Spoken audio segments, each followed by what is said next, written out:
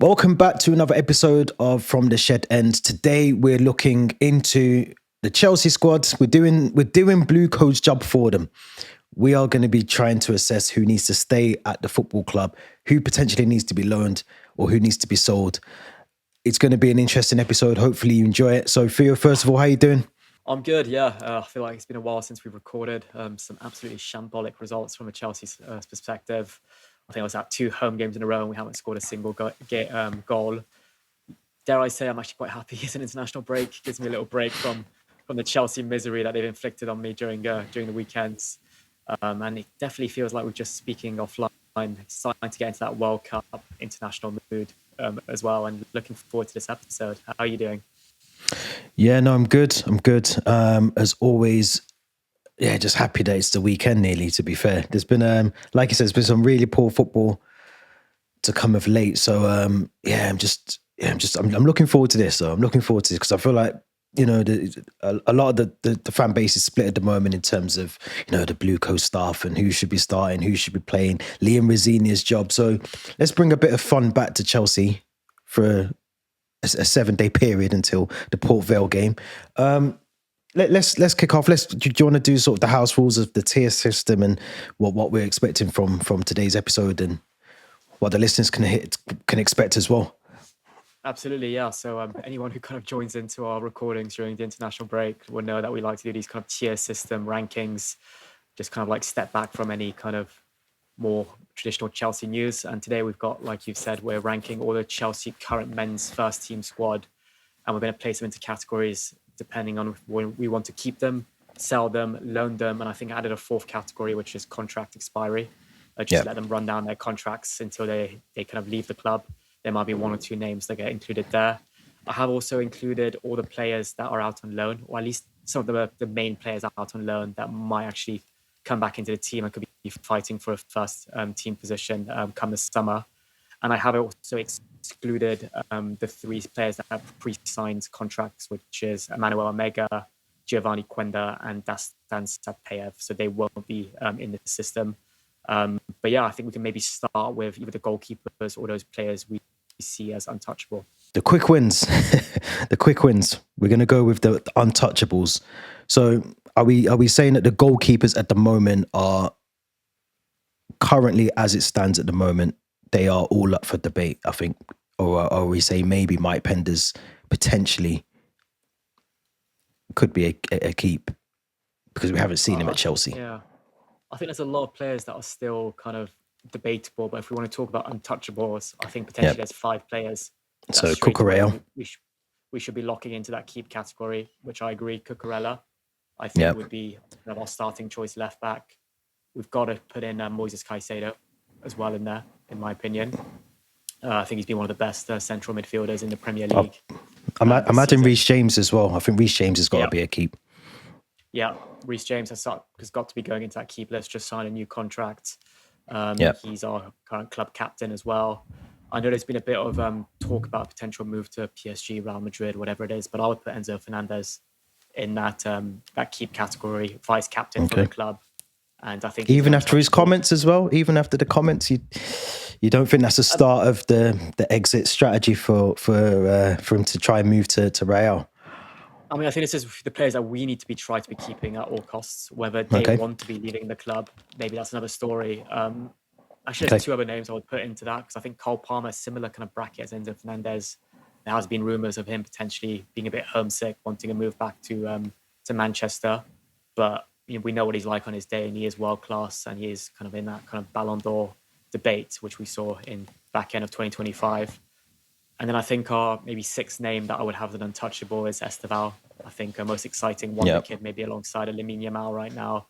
I think his season's been a bit stop-go with injuries and being in and out of the team. But when we have seen the best of Esteval, like we saw against Barcelona, those performances against Crystal Palace, Wolves, where he's got goals in the league and late winner against Liverpool. I think he's really, really kind of a player that will get to that world-class level. I think the youngest player ever to score in the Champions League, Premier League, League Cup, FA Cup, and I think those 4 kind of 3 domestic competitions and the Champions League. So yeah, I've got 6 names there in the keep category: Cucurella, Caicedo, Reece James, Enzo Fernandez, Cole Palmer, and Esteval. I think these are guaranteed players that need to be at the club next season. Yeah. Maybe a 7th name, I think, in Joao Pedro. I don't know if you want to add him Yeah, in I was there just as about to well. add his name. Yeah, I was about to add Joao Pedro in there. I think he's proven this season, even if he's not he won't be playing every game next season. If he were to go and bring in another striker, I think he's definitely a player that a lot more trust is in him than there is Liam Delap if he was to come off the bench and try and get you a goal in the game. So yeah, for me, those are the first 7. So we've got Mark Cucurella, Reece James, Moises Caicedo, Enzo Fernandez, Cole Palmer, Esteval Willian, and Joao Pedro as the untouchables as it stands at the moment. We have got a couple which I'm sure throughout the episode we're going to just fly through, and we'll be able to give a very brief overview as to why we think they either need to be sold or keep or loan, expiry, etc. But let's start with Robert Sanchez, because I think he's, for me, I think Robert Sanchez for me is a keep. I think he's a keep. I think you look at the goalkeepers that we currently have, which is Sharman Lowe, we have Mike Penders, we have Filip Jorgensen and Robert Sanchez. I actually think he's the one that's been the most improved player in our season, alongside maybe 1 or 2 others. But what do you think about Sanchez? Do you think he's, bar the mistakes that he's made over the couple of games that he's played in, do you think he's worth keeping? I think he's worth keeping. Whether he's going to be our first choice or a backup next season, that's still up for debate. I think potentially we could see, there's another name, I think our backup goalkeeper, Jorgensen, for me is a straight up sell. But that kind of opens the door for maybe a Penders to come back from loan and compete alongside Sanchez to be our number 1. Or do we just go back into the market, maybe look at a Mike Mignon again, look at potentially a Diogo Costa, and maybe more of a world-class cemented goalkeeper? But I wouldn't be completely against the idea of a season of Robert Sanchez and Penders. I think Penders is really valued by BlueCo, and he's having a really good season at Strasbourg. And I think what makes him really kind of appealing to Rosenior, or kind of this new system that we play nowadays, is he's good with the ball at his feet. He's almost that 11th player on the pitch with outfield player. So I would have Sanchez and Penders as my keeps, and I would stick Jorgensen straight up into the sell category. I think he just hasn't impressed me when he's played, high profile mistakes against PSG and at the Bac des Princes last season against Aston Villa, costing us the point or the 3 points at Villa Park as well. And I just feel like when he's played, whether it's in a kind of a cup competition or when he's filled in for the injured Sanchez, he just hasn't impressed me enough. He hasn't even proved to me that he's good enough to be a backup as well. Yeah, I agree with that 100%. And I think we got Sharman Lowe as our 4th goalkeeper. I think I'd like to see him on a loan, I think, this season. I think he potentially is a lone goalkeeper. I think if we don't sell, for instance, we don't sell Jorgensen and we have Sanchez and Mike Penders as the goalkeepers, I think a loan would probably make more sense for the 4th choice goalkeeper. I don't know if you agree with that, first of all, before we move on. Yeah, I agree. So I've got, as my keeps, I've got Sanchez and Penders. As my sell, I've got Filip Jorgensen. As my loans, I've got Sharman Lowe and Gaga Slanina, potentially. Yeah. Let's move on. Let's move over to Tosin, who's our next one up on the list. Yeah, I could keep this very short and sweet for you, but I'll let you go first. Yeah, I think we're both on the same page. I think I was kind of impressed with him early on in Maresca's first season, and I thought he brought a bit more leadership. I mean, Uncle Toss, as they call him. But yeah, this season he just hasn't really been good enough when he has filled in for, whether it's been Chalobah or Fofana when they got injured. And I know he's probably our oldest outfield player at 27, 28 years old. But yeah, he's just some notable mistakes like we saw against Leeds, and he just looks a bit like a bit lost at times. We have to remember we got him for free from Fulham. So if we were to sell him, it would be at a profit. And I think there would be a range of Premier League clubs, maybe a Brighton, maybe a Palace, these type of teams that would look at a Tosin and maybe want to sign him. So yeah, it's kind of just like it was a kind of a no risk kind of signing. But I think this summer it's probably best to kind of cut ties with him, and I would have him in my sell category. Yep, agreed. 100% agree on that one. Now, next one up is Benoit Badiashile, who for me, I think I think if I remember correctly, Badiashile started his Chelsea career quite well. We were really impressed with him, but as time's gone on, obviously he's had injuries in between that as well, but he just seems too slow to play in the high line back line. I think he just doesn't. I think he struggles massively in the wide areas as well. So I think for me, personally, for me, I'll be selling him. I think we need to try and make a room somewhere. We've got a lot of defenders in the team already, especially centre backs. And I think we need to make room for potentially another. We keep screaming on this podcast about having a top quality centre back. Well, someone's going to have to make room for that person to come in. And I think for me, we just spoke about Tosin, but I also think Badiashile, for me, would be on the sell category. Yeah, I agree. It's unfortunate because he started off so well in the back end of that Potter season when he came in January, and then I believe he got injured, only came back quite late on in Pochettino's season. I think made a few mistakes, I think in the League Cup against Newcastle when he returned from injury. And then it just was quite an uphill battle for him to get back into the team, regain fitness, regain the trust and the confidence of the managers and the fans. I do feel like sometimes he's been a bit scapegoated. I remember when he came off the bench, I think against Liverpool, and actually quite had a solid game this season. But I think overall, if we're Chelsea Football Club, we want a world-class, pairing of centre-backs, and Badiashile isn't that centre-back for us. Yeah, agreed. The next one we have up is Levi Colwill, who I think for me personally, I don't know what you think, but I mean, obviously the injury's taken him out this season, so it's really hard to assess. But I'm thinking back to the Club World Cup. I'm thinking to how well he was there. And it wasn't just the defending. I mean, he's a brilliant, he can sort of split a midfield open with a key pass going forward. But it was also the leadership role that he was starting to bring out of his game, being vocal on and off the pitch, almost being like a captain without the armband, so to speak. But what's your thoughts on Levi? For me, a keep. We keep him, evaluate him next season. Easy. Yeah, it's 100% a keep. It would be very, very unfair on him if we were to loan him out or sell him this summer. And like you perfectly summarised, I think we really saw leadership attributes from him during the Club World Cup. In the final game of the league at Nottingham Forest last season, he got us that vital goal that helped us secure that fourth position in the league and qualify us for the Champions League. And I think he's back in training now. I think he was back in the training ahead of the PSG games. So there could be a chance we do see a bit of Levi Colwill after the international break. But yeah, for me, he's a keep. Probably our captain as well, or vice captain, or third choice captain after Reece James and Enzo Fernandez as well. Yeah, he's definitely one that we've missed this season, 100%. Let's hope we do see him at some point for the remainder of the season. Now, I'm gonna go. Should we do João Neto next? I think is on this list. I think. Big sigh there from you. No, I think my answer's quite decided. I think he's a keep. I think he's quite versatile, can play in that left back, left centre back role. I feel like he's still very, very young. I don't think we've seen the best of João Neto yet, but we have to remember he was the Ajax captain, just called up to the Netherlands squad. I think he'll be part of the Dutch setup for the World Cup as well.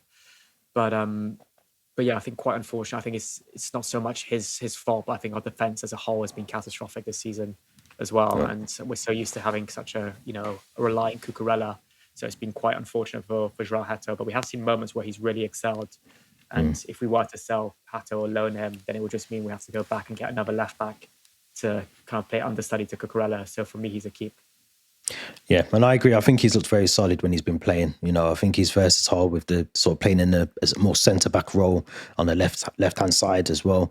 I think it's too early to sort of judge him as well. I think I think we need to assess him more. I think we need to utilise him more next season, especially if we do make Champions League. I want to see him come into certain games where we can allow someone like Cucurella, who's pretty much played back-to-back seasons, at speed 6, hasn't really missed many games, apart from maybe the odd suspension and an injury. But Hato, for me, has to be a keep. We have to keep him in there and see how he progresses on next season. Now, Mamadou Sarr. Yeah, I know. I was raving about him when we signed him. I thought, when we recalled him from his loan, I thought, he's worked with Liam Rosenior. He's had a good spell at Strasbourg. He looked very comfortable in that league, in that team. But cracks are starting to show already in his performances. And I don't know if that's because we've got a disjointed back line or whether the fact that he's just potentially not good enough for the Premier League. I'm on the fence here around another loan, or do we keep him for next season? I mean, what went on that January? Because it was all that whole Anselmino, Mamadou Sarr kind of saga where we recalled Anselmino but never really made it official, and then we recalled Mamadou Sarr to bring him back to Chelsea, only to loan Anselmino to Strasbourg, who I think's only made, I think he's only got like 10 minutes under his belt at Strasbourg. Yeah. I've hardly Yeah. seen him on the pitch, and he was so happy at Dortmund. Dortmund were happy with him as well. So I'm actually going to say something maybe controversial, but I would loan Mamadou Sarr back out and actually keep Anselmino for next season, maybe as a 4th or 5th choice centre-back. And I do have to remember, I think early on in January, I think the pair of us were quite happy with having Anselmino back in at Chelsea. It is harsh on Mamadou Sarr because I feel like he's had some tough games at Chelsea. I think he played that PSG game where it just all crumbled for him. He might have played away to Arsenal as well. And that game he did play against Hull City in the FA Cup, he kept a clean sheet. I think that was the last time we ever kept a clean sheet. But, and it was Hull City. And it was Hull City. Do you know what I mean? I agree with you though. I think he needs a loan. But again, my worry, and I think I've said it on here before, you get into that loan system at Chelsea, the likelihood, and we've probably seen it slightly differently now with the recalls coming in, but the likelihood that you're going to have a cemented role, a permanent, go on to have a long career at Chelsea is very limited if you start going down that loan journey at Chelsea. So that worries me a little bit, but we have to take it on face value. And I agree with you, the PSG, the Arsenal game, the fact he's worked with this head coach before, and even the head coach doesn't seem to fancy him in terms of putting him in for certain games, worries me a little bit. So I agree. Let's put him on the loan list for now, and see how he improves next season if he does get the loan.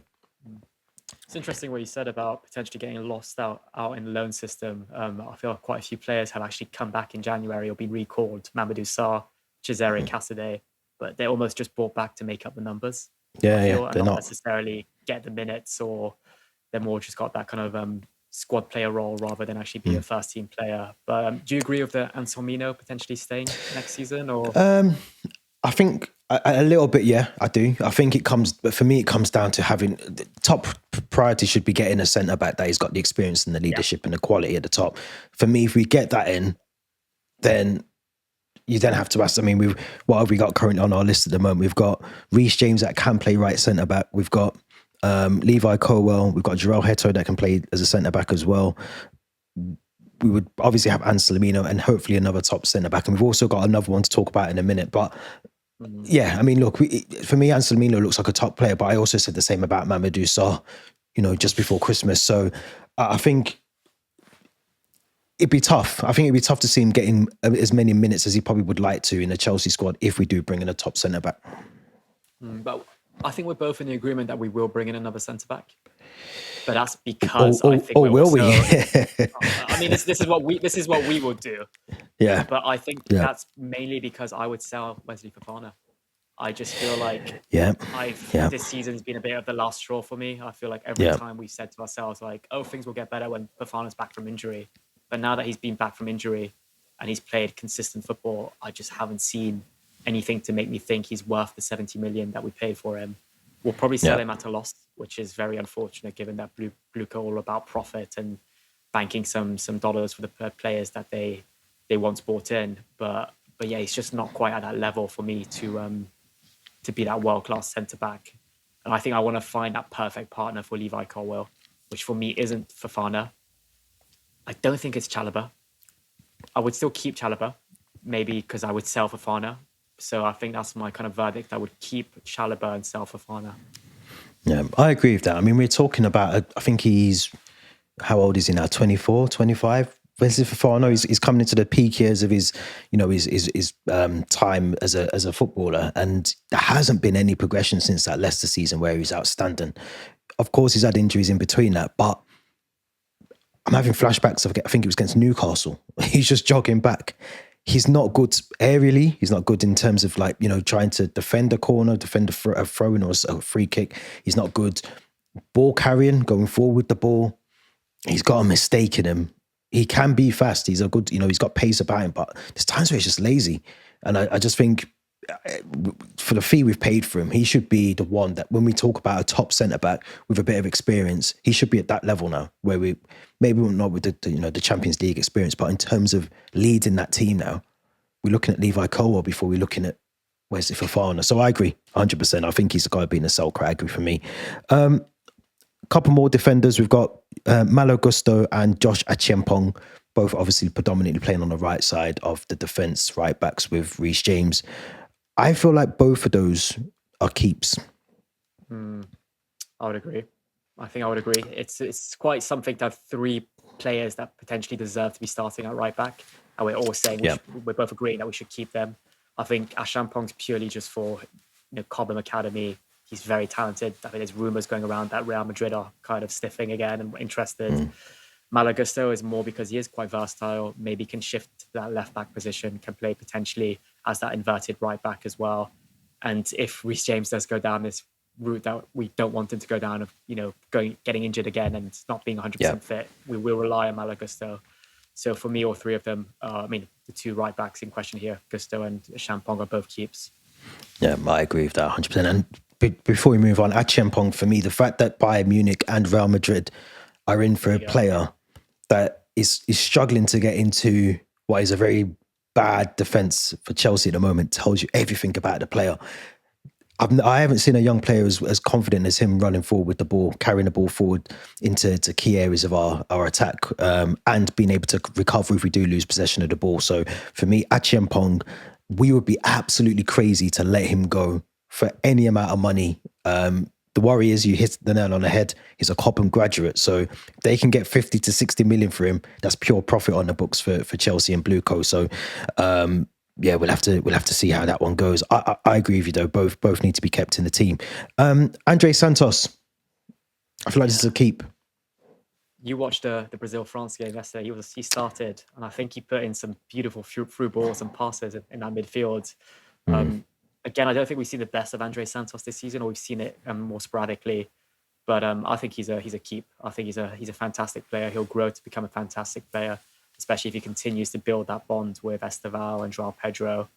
I know he's worked with Rosenior at Strasbourg, but I don't think Rosenior is the right manager to really unlock his full potential.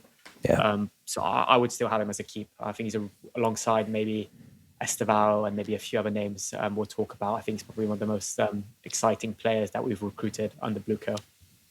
Yep, I agree with that 100%. I agree. Now, we've got someone who I think is probably going to split us in terms of our opinion, but Romeo Lavia. I'll let you go first. I'm curious to hear. Well, I'm going to be honest. I think for a player of his level, this is not based on his ability for what we know we can get out of him when he's on his, he's having one of the greatest days of his life. He's not fit enough. He is not fit enough to be a Chelsea footballer. And we had the similar issues with Reece James. But this is a player that's coming for vast amounts of money on big wages or on significant high wages, and he can't cut the mustard at Chelsea Football Club. And that worries me. If we keep him for another season, that's another year without him being able to play. I don't think a loan is the right option for him, because what's he going to gain from a loan? If he's injured all the time for us, he's also going to potentially be injured elsewhere. I actually think a sell. I think we got to sell him. I think we've got to sell him. I'm not against the idea of selling him. I just know we would not be able to recoup anywhere near the fee we paid from Southampton back in summer 2023, simply because he hasn't played enough football to prove that value yet. I don't think he's even completed 90 minutes at Chelsea Football Club. And he's been here for how long? 3 seasons now coming up? Next season will be his third season. This is his third season. He's approaching his fourth season. It's unfortunate, and like I always say on his podcast, he literally just gets injured, not even on the pitch. It's kind of in training. It's chronic muscle kind of injuries that he gets in the gym or outside of getting outside of match days. I'm always tempted to keep him simply because we almost need to put him in the shop window and kind of try to get any close to that fee we paid for him. But at the same time, do we just kind of bite a bullet like Fofana and admit that this was a bit of a failed kind of buy, and we just sell him now? And which club would actually want to buy him? I mean, I know he's proved himself at Southampton. He comes from the Man City academy, but that's why I'm always thinking a loan, maybe just to kind of get his fitness levels up and rebuild his confidence. But I think you're on the right sort of path, actually, because I think maybe loan with obligation, loan with option to buy. I think is probably the way forward, isn't it? I think I know Tariq George is similar in that list in terms of what Everton have on the table. They can have an option to buy him, I think, at the end of the loan. It's not looking likely just based on what I'm hearing from Everton fans. But I think a loan with an option to buy would be the only way you can try and keep his value either where it is or you increase it slightly and get some money back in terms of that. I don't want to see... I think if we're trying to improve this squad and we want to try and give Liam Rosenior the best players he can have, if it is Liam Rosenior here next season, then everyone has to be able to at least play a minimum of 60%, bare minimum 50% of the matches next season. And I just don't see Romeo Lavia doing that. Yeah, we have to start planning for the Conference League next season. So we do need a big squad. So is it worth keeping someone like a Romeo Lavia? But yeah, I think it's a toss between a sell or a loan. But I'd loan him. Yeah, I'd loan him. An obligation could be quite. You've twisted my arm. I'll put him in the loan category. What about Dario Sugo? Because we've hardly seen him this season, but we do. It's tricky if we are loaning Lavia. I liked his cameo against Wrexham, assist he did for Garnacho. I like that. Exciting player, had a really good season, I think, with was it Mallorca or in he did. The Liga Sporting Academy. We know what the gems that the Sporting Academy produce as well. I would have him as a keep. I just feel like we need a bit more midfield depth, especially if we're loaning out Lavia. And I think we'll probably see a bit more of him in this kind of like squeaky bum time of the season now. I think you're right. I think he's got to be given sufficient time. I think he's more in that category of João Neto for me. I know, give him time next season. Let's hope he gets a few more minutes on the pitch. I remember saying at the Club World Cup, I was really impressed with him. I thought he looked like a really good player there as well. So yeah, I think we need to keep Asugo in the team for next season. Now, let's move on to sort of the wider front forward, the attacking options in our team. Let's start with Pedro Neto, who I had a conversation about with someone, another Chelsea fan, last week after the Everton game. And it was tough because I'm going to let you go first, actually, before I say what I'm going to say. I would have him as a keep. I do like his energy. I do like his work rate. I do think he's a frustrating player. But I would have him as a keep only because I would sell the next two wingers that we're going to talk about. And I don't think we could afford to sell three wingers in one summer window. So yeah, I would have him as a keep. But yeah, I do want to see a bit more of him. I know I can kind of see that frustration that passion that can lead into frustration at times, which we saw against PSG with the ball boy incident. But he does have that quality in him. But yeah, we just need to see more from him, and also more of what I think João Pedro and Esteban does, which is driving the ball forward, penetrating in that box. He seems to have this habit of always getting in the right space or the right place, but then passing the ball backwards or almost slowing play down. And with his pace and his energy, just wanting to almost burst into the box and just have a shot on goal. But yeah, I feel like you were kind of pushing more towards maybe a sell. Is that right? Well, I was last weekend, but I think that was just frustration from the last couple of weeks, to be fair. But I need to see more from him. And I don't know, again, is this where if we're being serious about next season, whether we get Champions, well, ideally, if we get Champions League, you can attract the better players. But if we do get Champions League and we're hoping, which I don't think this will happen, but I'm trying to be positive on a Friday, while we're recording this. But if we do get the sporting directors to actually pull their fingers out and do something in the summer, does that mean we can bring in someone of a bit more quality? And does that mean that someone like Pedro Neto, like the likes of Garnacho, Gittins, may have to leave the club in order to, one, bring the wage bill down, and two, free up some space on the wingers as our wingers? I don't know. I'll keep him in the keep for now because I think you've made some good points. I do think he's, again, going back to the Club World Cup, going back to some of the matches we've got to see of him this season. It frustrates me because he gets down to the byline and he realizes he's ran out of grass to run into sometimes. And like you said, he turns back. So that's the frustration I get with him. Yeah, spot on. But it's just crazy to think we could have had Elise and maybe Rafinha as our wingers, but we've ended up with Pedro Neto Garnacho and Gittins. And talking of Garnacho and Gittins, I think I just haven't been impressed by the pair of them, and I would have them both in the sell category, Agreed. unfortunately. I mean, Garnacho's impressed in spells, maybe like in the League Cup against Arsenal, against Wrexham, but it's just his body language. I'm not sure you saw today, but he's deleted his whole Yeah, bio seeing on it. Instagram, and his profile picture, his Chelsea-related profile pictures have been deleted. It's just that kind of petty kind of immaturity from him, which is what we don't want at the club right now. And guys like Sancho, guys like Garnacho, there's a reason United wanted to get rid of them. And why are we Yeah. picking up their mess and signing Yeah. these players? So yeah, I would have them both in the sell category. Gittins is more just like he's been struggled with injury, and I just don't think he's looked good when he's played, unfortunately. The only good performance I can remember from Jamie Gittins was against Leverkusen as a preseason friendly. And since then, it's just kind of feel like, yeah, there you go. I genuinely feel like I just haven't seen enough of Jamie Gittins, and it's unfortunate. And I feel that's like what 50 million we could have invested on a centre back, potentially even on a goalkeeper. But instead, Could have got signing someone like Shirtsky was what 27 million. Shirky. Was Could have got 27 Shirky. million, something like that.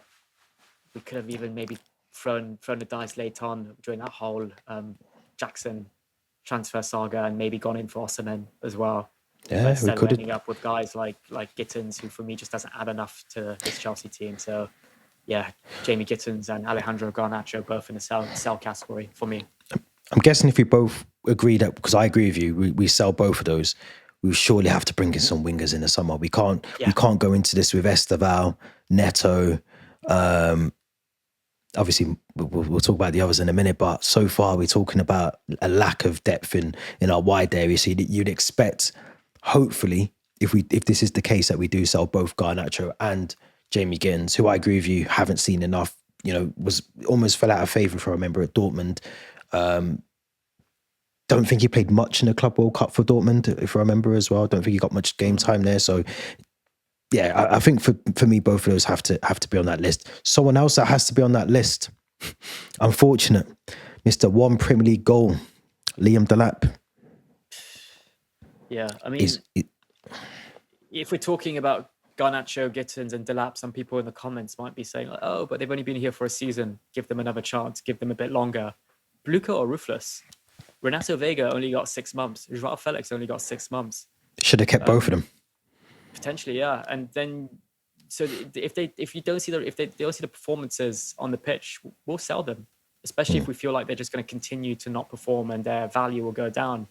So for me, Liam Delap is a sell. And like we said last summer, it was a low risk signing given the fee we paid, and given that his team had just got relegated and he wasn't coming with this world class label of maybe an Osimhen, a Lewandowski, whoever it is. But yeah, for me, just hasn't impressed, and he's more of a Sunday league player that just seems to be more interested in elbowing players, picking fights.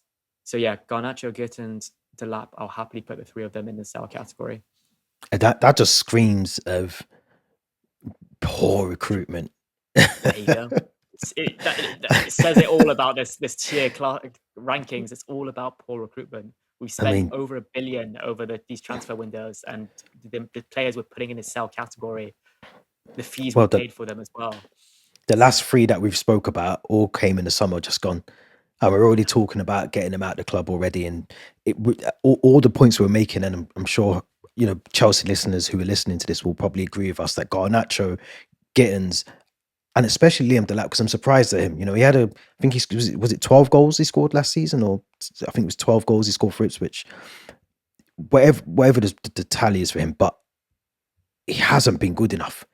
He has not been good enough at all. So I think he has to go. Now, I want to talk about Marc Guéhi, because I think, again, this is one where this is not a player problem. This is not the fact that it's a player ability issue. I don't think it's that. I just think, well, two things. I don't think he's ready to be involved in the starting 11 conversation, or even, come off and impact games off the bench. I don't think he's there yet.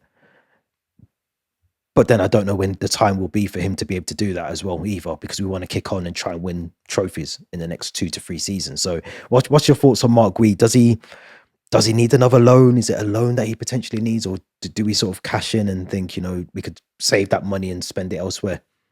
He's been so unfortunate. He was having, I think, a good start to his loan at Sunderland. Then all of a sudden, Delap gets injured. We try to get Jackson back. Jackson refuses to step onto that plane.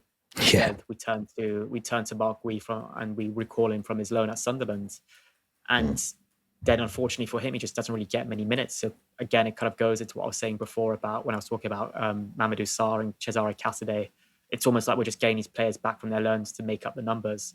And Mark Wee was unfortunately one of those players. And now that the lap's fit again, Rosenior is often turning to the lap off the bench to fill in when Joao Pedro needs a break, and Gui is not even getting a look at or not even in the matchday squads. I like Gui. I do. I feel like I like his energy. I like his pace. He only costs us 5 million from Barcelona, product of La Masia. I would have him in loan actually over sell. I feel like he could benefit from a loan. I really hope it's not Strasbourg. I really hope it's maybe another Premier League club. Maybe Sunderland might be interested again, and I hope he kind of shows the club and Premier League fans what he can do in the country as well.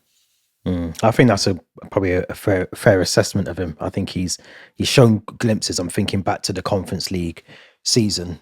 He looked good. He looked sharp, albeit against lesser opposition. But he definitely has a role, I think, to play. I just don't know if he's going to be able to consistently do that. If we need him to be part of a team that's going to be going out against a Real Madrid in a last 16 game of the Champions League, I don't know if I'm going to be looking at Mark Gui to lead the line and do that for us. But I get your points, and I agree. Alone would probably be sufficient. Now, Mikhailo Mudryk. The curious case of Mikhailo Mudryk. The DPD is still not delivered on him. I think he's training on his own in Uxbridge's training ground or pitch. I added contract expiry as a category because it could literally get to that stage where we get no updates on Mikhailo Mudryk, that he could potentially just run down his contract and leave on a free. There are talks also of loaning him to Strasbourg once we get a verdict on his case. But until then, I don't think we can sell him because he has a contract. We could potentially terminate his contract, which would cost a lot. But I think he falls into that contract expiry. And it'll be contract expiry / termination, I think, because even if he is fit again, we saw it with Paul Pogba. They aren't really given a look at afterwards. So, for me, it's a straight up contract termination, expiry, whatever you want to call it. Yeah, I think that's I'm trying to think how long's left on his contract, but whatever's left, it must be. I mean, he's been banned for the best part of 2 seasons now, just under 2 seasons. If you think going into next season. I feel like he had a 6-year deal with an option of a 7th, but I might be wrong. But either way, I don't see anything. He doesn't just walk back into the Chelsea squad. If they said tomorrow, your ban is now been lifted, or we're restricting it, that you can now removing the restrictions, you can now play for Chelsea again. I don't think he just walks back into this Chelsea squad. So I do think he's on the cusp of a loan. If he can get the appeal through, he gets his appeal won. But as I said, we're talking 12 to 18 months ago since the ban was given, I think. So I don't see him even getting an opportunity to play for Chelsea. I think you said that at the time. I think you said he might not even get a chance to play Chelsea again after the ban was imposed. So it's a shame for him. But again, another player that didn't light up Chelsea either. We talk about him like he was Kvaratskhelia or someone who was amazing. Like he didn't light up Chelsea. He had moments. His Anfield cameo for this, his debut was brilliant. He had moments in games, but he was never. We haven't missed him, I think is what I mean. We haven't missed him at all. No, we haven't. And right now he seems more interested in just playing video games and taking girls out on dates to Paris. Disney World. Disneyland. World, yeah. And actually focusing on his football career or getting it back on track. So yeah. I think that will go down as one of the biggest flop signings Chelsea have ever made as well. It will, maybe for the fee, but I'm just looking at the next player on our list, and that is Axel Disasi. Sell. Let's just throw. Less said the better. I mean, the good thing about his loan to West Ham is I think we have put him back in the shop window, and I think if West Ham potentially stay up, they might be interested because he's formed a good partnership with Mavropanos. Yeah. But yeah, for me, it's a sell. I don't see a world where he comes back in the summer and he's integrated back into the first team. He was part of that bomb squad, the sole survivor of the bomb squad past January, but he's not at Cobham anymore. So yeah, straight up sell for me. It's interesting, isn't it? Because I think a player of that caliber, when he came in, and we thought he was, we thought he was amazing. We thought he was going to, be the one that, because he had games where he did look good, and he's proven that now. There's a lot. I was speaking to a Chelsea fan, and he was saying, well, he's being played as a right back a lot of the time for Chelsea when we were sort of critiquing him and saying that he wasn't playing well, which is probably a little bit of a fair assumption. But he also played times as a centre back, and he looked just as bad. I don't think we can cover up the fact that he was playing out of position a little bit as to why he was playing so bad. And maybe the pressure's off him now at West Ham. Maybe he's had time to sort of improve as a player at the development squad as well while he's been at Chelsea. Do you think it is that? Do you reckon it's more of a less pressure, less pressurized environment at West Ham? Expectations aren't as high. You don't have to win every game. You can make mistakes at the back, and the fans, obviously West Ham fans, are still annoyed at the way the club is, but it's not as big as Chelsea losing if West Ham lose. No, absolutely. And also credit to him, I read that he's done a lot kind of when he wasn't in the frame at Chelsea to, I think, lose weight and also adjust his posture and things like this to make him a bit more versatile and agile on the pitch, which we've seen at times with West Ham. He has looked a lot slimmer and a lot more mobile. So credit to him if he's going to made those changes to things off the pitch. But yeah, like you said, I think the pressure playing for Chelsea, where the expectation is always to win, compared to West Ham, where right now it's more of a survival. I think maybe he kind of thrives a bit more in that environment. And yeah, I feel like him and Badiashile coming from Monaco, they weren't able to take that step up to the Premier League and Chelsea. It's interesting, isn't it? I think, two players that we'll always keep the name that we made up for them flying high, 100%. Let's move on to Tariq George, because Tariq George, currently at Everton, was almost, I think, going to Fulham before the deadline window in the summer. Medical, I think, was booked. He almost literally signed for them, and then the deal fell through at the last minute. Tariq George looks like he's not going to get his Everton move that I think he was hoping to get at the end of this on a permanent basis, just based on what I'm hearing from Everton fans. Would you have him back as a Chelsea player based on what we got to see in the Conference League of him? And he did look, I feel like I loved him. I still do. I think he's a really good player, but he almost fell down the pecking order when Garnacho and Gittins came in and just wasn't getting the game time. Yeah, he just, I do like him. I saw a lot of promising signs from him, especially in that Conference League season. When I was out in Wroclaw for the final, Chelsea fans just on repeat was singing his name and the song they have for him. So he's clearly a bit of a fan's favourite. Again, with Achampong, one of the very few players now that's kind of come through the ranks of Cobham in recent years. And then at times when we did see him this season, he was playing as a false nine rather than a winger, which wasn't his natural position. And it seems a bit weird when I look at a sell category, because I've got him in my sell category, given we tried to sell him to Fulham, given his loan to Everton has I think an obligation to buy or an option to buy. But we've got Garnacho, we've got Gittins, we've got George, we've got 3 wingers in that category. But I just feel like they're not at that level to be Chelsea first team players. So yeah, I've got him in my sell category, unfortunately. Yeah. I think we have to. Put him in there, don't we? It's a shame for him, because I think he's a good player. Shame. It's a real shame, and we still have such good memories of that goal he scored at Craven Cottage. And even I think that game against Ajax in the Champions League this season, we had, I think, 3 players under a certain age on the score sheet, in Esteval, in Tariq George, and in Mark Gui as well. But very quickly, I'll touch upon Kendry Paez and Dujan Richards. They're both in my loan category. Dujan Richards, currently on loan at Leicester City. I think he could benefit from another loan. And Kendry Paez, actually, this was an easy one. He's got a year loan at River Plate, which will take him to December of this year. So he'll stay in that loan list. And I think he's going to really set the world alight at Strasbourg. I think he's got disciplinary issues off the pitch as well. From what I've been told, he's a bit of a party boy. Party animal. Party animal. So let him do all that partying in Argentina and then come back to Europe as a mature man. Come back as a man. Leave as a boy, come back as a man. Exactly. But yeah, he can stay in that loan category for me. Yeah, and Richards as well. Obviously, he could be going to the World Cup if Jamaica get through on Tuesday against Congo. So you never know. Could bump his price up. You never Yeah. know. We'll have to see. But two players that I know we've spoken about, and well, one definitely we've spoken about a lot on here. The other one, not so much. I think he's almost the the forgotten striker is in David Datro Fofana, and the other one, Nicholas Jackson, currently at Bayern Munich. The plane doesn't go back apparently. Well, it looks like it's going to have to. Very quickly on both of those two, Nicholas Jackson. Is there a role for him back at Chelsea? We've currently got Mark Gui in our loan section, which only really, and we've got Liam Delap in our sell section. If we don't bring in a striker, it's João Pedro and essentially Nicholas Jackson as the two up front. I mean, I personally rate Nicholas Jackson more than Liam Delap, if I'm completely honest. Yeah. So almost if we're going to sell Delap, I'd rather have Jackson maybe as a backup to João Pedro. That being said, given that whole summer saga and him refusing to come back to Chelsea, I think his mind is elsewhere. And I think his ego is almost not wanting him to come back to Chelsea and swallow some pride as well.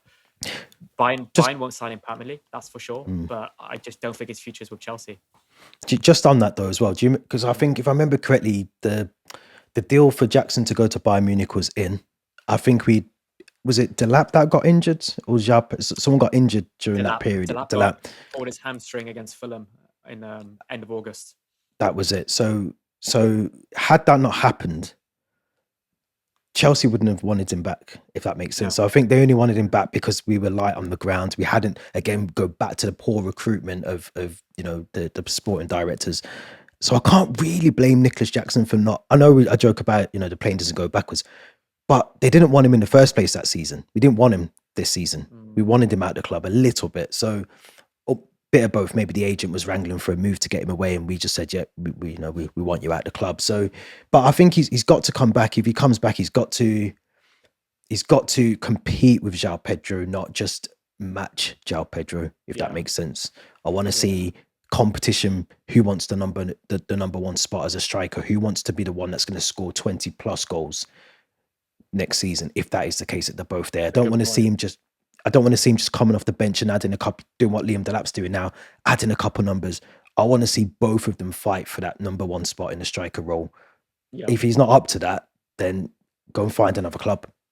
And we always talk about how we've got disciplinary issues this season, picking up dirty yellow cards and red cards. And let's not forget Jackson was the king of that. I haven't forgotten about that red card against Newcastle, the red card against Flamengo as well after he came off the bench. The countless yellow cards for just getting in the referee's face. Yeah. So if he does come back this summer, he needs to cut that out of his game. Every single player in that keep category needs to cut that out. Yeah. But I would still have Datro Fofana, who's currently on loan at Strasbourg. Actually, you keep him?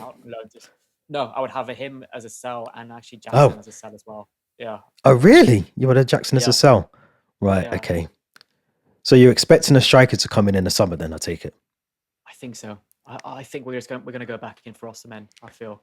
Or maybe we've got a mega coming. We have to remember that. I don't know how good this mega is, but yeah, I just can't. Apparently he's injury prone. So there you go. Well, he's perfect for Chelsea then as well.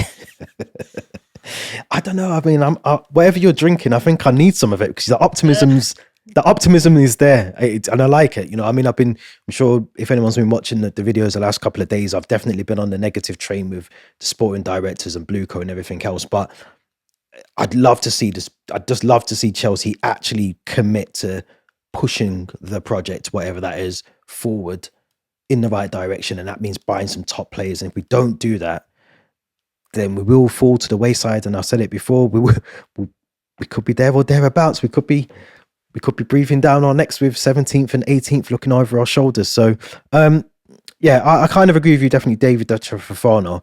I want to put Jackson in the sell category, but I have to say we've got to bring in a striker if we do that. We can't just have João Pedro as a striker, so we'd need to bring one in. Now, we've got one more player according to my list here, and this is Amari Kellerman, who I think is he at Ipswich now? Is he at Aston Villa? He's on loan at Cardiff City. Cardiff City. I knew it was a blue kit. That was Amari Hutchinson that went to Ipswich. I'm going to be honest. I think he's a sell. I think he's a sell. I don't really know what to think of Kellerman. We've never even seen him play for the first team. I think he's another one that's very injury prone, unfortunately. Yeah. I know I think he mentioned his dreams to make it at Chelsea, but currently right now it's either another loan or a straight sell. We just cut our losses and sell him potentially, which we have seen before. These youngsters Kellerman bought, like and Hutchinson.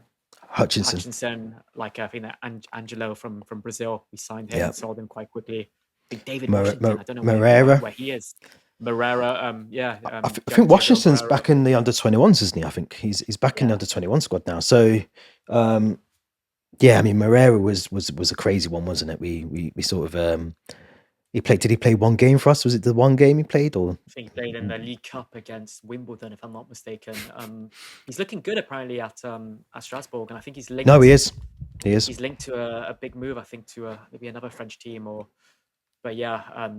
I think Kellerman's just in either that sell or loan category, but I just can't see him making it into the Chelsea first team, unfortunately. I've put him in a sell. I agree. sorry, I'm not Rory Kellerman. That's where you're going to end up there, unfortunately. But just to recap, so let's quickly recap over what we've got. So we've got Marco Correa, Reece James, Moises Caicedo, Enzo Fernandez, Cole Palmer. We've got Dario Asugo. We've got where am I? We've got Esteval, João Pedro, Robert Sanchez. We've got Joel Heto, Levi Colwell, Trevor Chalobah, Malo Gusto, Josh Achiempong, Andre Santos, Pedro Neto, Aaron Anselmino as a keep. Right. So that's our keep. We've got our keep sorted.